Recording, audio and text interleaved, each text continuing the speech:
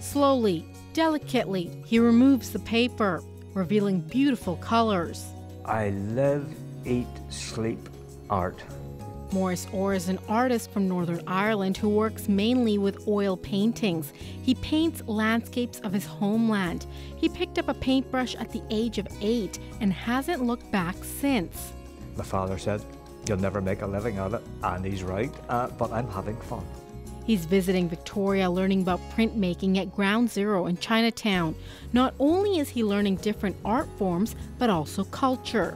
It all started in Northern Ireland during the 2012 London Olympic Games with the Cultural Olympics and the Creative Peace Mural Society. The Creative Peace Mural Society promotes international understanding through the creation of textile murals that represent history, culture, and geography from different parts of the world.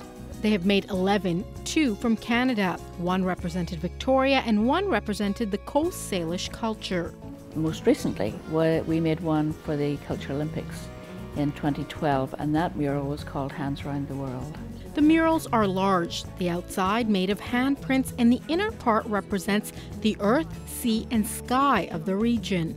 Well, it's a way of us seeing what other people are thinking about, what's important to them. The Society wants to bring the murals to Victoria this fall, but they also had a chance to bring Orr to Vancouver Island through the Legacy Fund.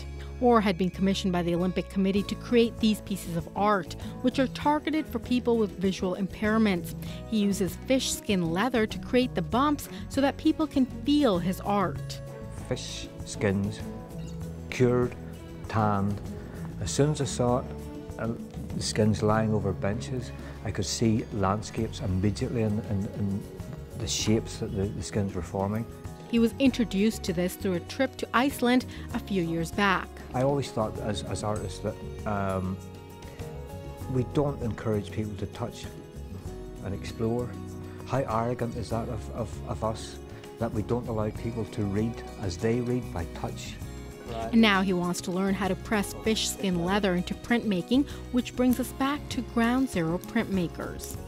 After he's figured out how to do this, Orr is heading to Whitehorse to learn more about the culture of Canada and some new forms of art. In Victoria, I'm Sucheta Singh.